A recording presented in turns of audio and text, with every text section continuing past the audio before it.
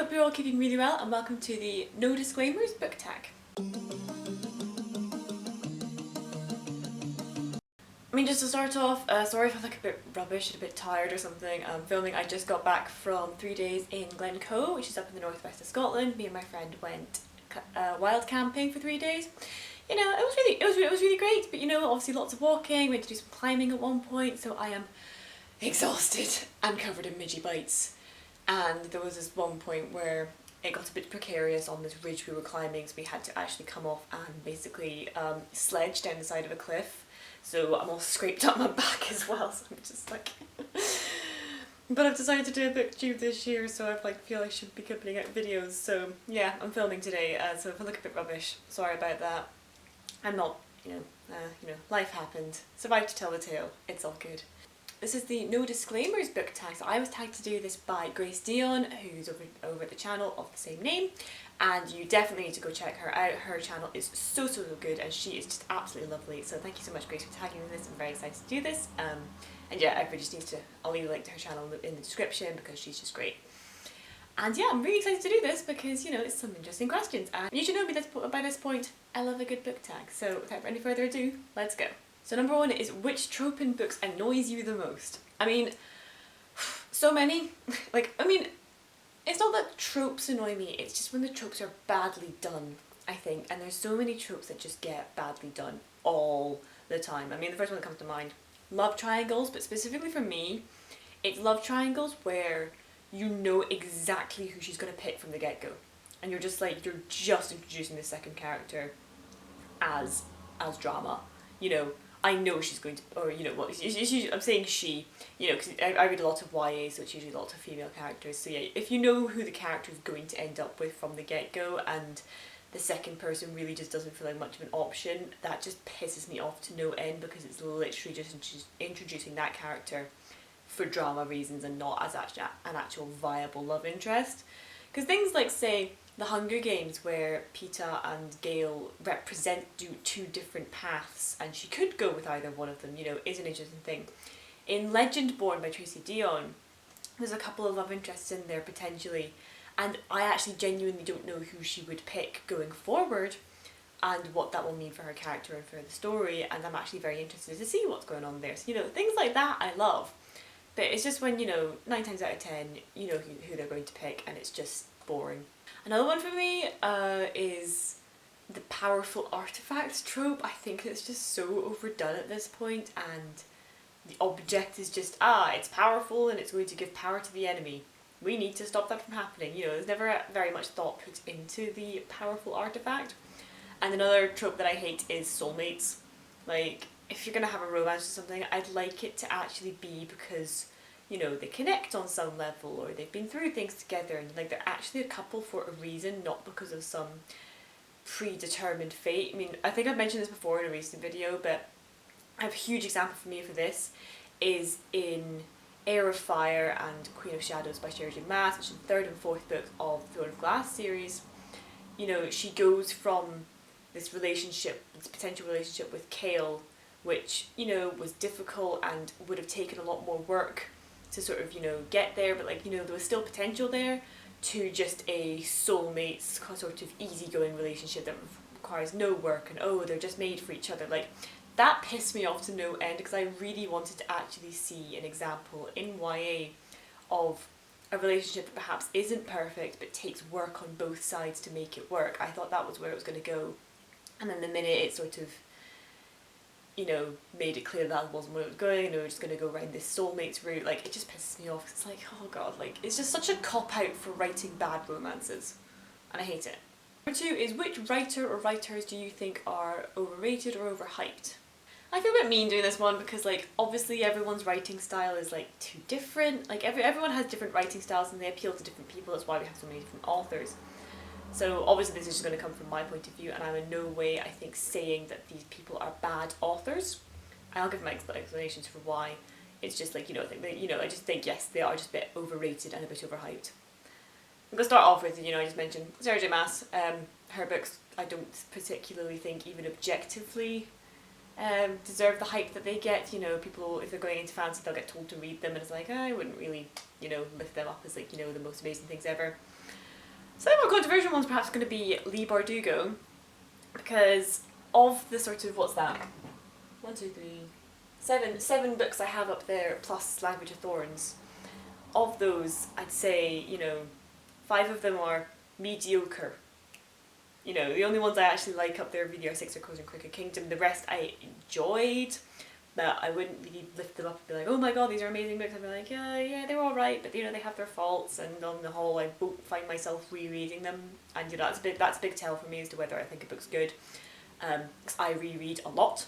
I enjoy the story, I enjoy the characters, I love going back to it time and time again, so if I don't go back to rereading things, that usually tends to mean that I'm thinking, not as good as it could have been. So yeah, I think Leigh Bardugo is perhaps a little bit overhyped, because Six of Crows and Crooked Kingdom I think are very good, but then the rest of her work, not so much. Another one's going to actually be Rick Riordan. I think that the Percy Jackson series is very good, and I personally love the Kane Chronicles, but then sort of everything after that I can almost, I don't know if it's maybe just because I've grown up a little bit and as I was reading them, so I can perhaps see the faults a bit more. There are plenty of things I could be like, oh, not sure how I feel about that, not sure how I feel about that. I haven't actually finished The Trials of Apollo. I started reading it, I think I got 2 books in and then just lost interest. Magnus Chase, I felt kind of, I just didn't really enjoy the pacing of that too well. So I think some of his books perhaps get a little bit overhyped these days, although, there's a part of me that's still just like, love Percy Jackson. And last but not least, I think I'm going to go with Jay Kristoff. I don't think there's anything particularly special about the things that he writes, and I think he just gets a bit too much attention, especially for some of the more controversial things that he has been saying recently. Number 3 is, what are some of your least favourite books since joining BookTube? Now, I joined BookTube back at the beginning of May, so it helped sort of narrow it down a little bit, which I actually don't mind because, otherwise there's just too many books to choose from. So the first one I'm going to go with is Witches Steeped in Gold. I thought that was going to be great, and I personally just hated most of the characters. And whilst I loved the world building and I thought the plot was quite interesting and the magic was interesting, of the sort of 3 main characters you follow, I hated 2 of them. I really didn't like them, and it just didn't deliver on the, witches working together sort of thing that I thought it was going to be. So yeah, that was a bit of a disappointment. Another least favourite book that I read recently is Across the Nightingale Floor. This is a book that I picked up in a charity shop just because I got the trilogy for like £3, which is great. And I believe that book was shortlisted for a Carnegie Medal, and I don't know why, because it was terrible. I absolutely hated it. Yes, it got me out of a book slump, but it was entertaining because it was just a bit ridiculous. Yeah, that wasn't very good. And I very rarely DNF books, but I have a feeling I'm going to completely DNF The Octonemy, which I'm really annoyed about because it was actually quite an expensive book that I sort of had to order specifically because I was like, oh, this looks really interesting, I kind of want to read it, and yeah, shite so far, and I'm like 200-300 pages in. Might DNF it, but yeah, I'll say more about that in my wrap up, but yeah, oh god, that's definitely, I think, one of my least favourite books since starting BookTube. Number 4 is, what is a terrible ending that ruined an otherwise quality book?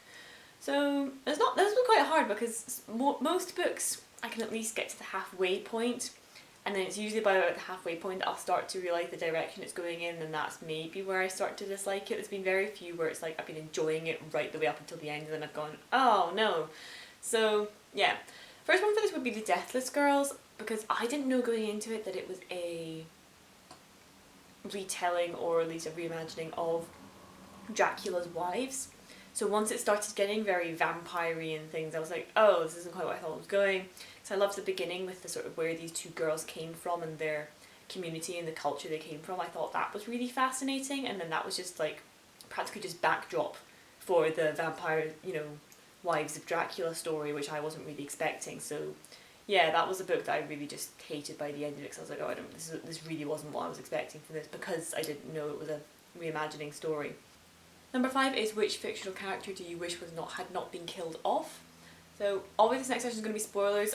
I'll say the book name and I'll wait a wee second and then I'll tell you the character, and I'll have timestamps in the description if you don't want to hear, so you can skip this bit if you want to, and if you don't want to hear who dies in what book, sort of thing. Yeah, so the first one is Crooked Kingdom, so go away if you haven't read that book.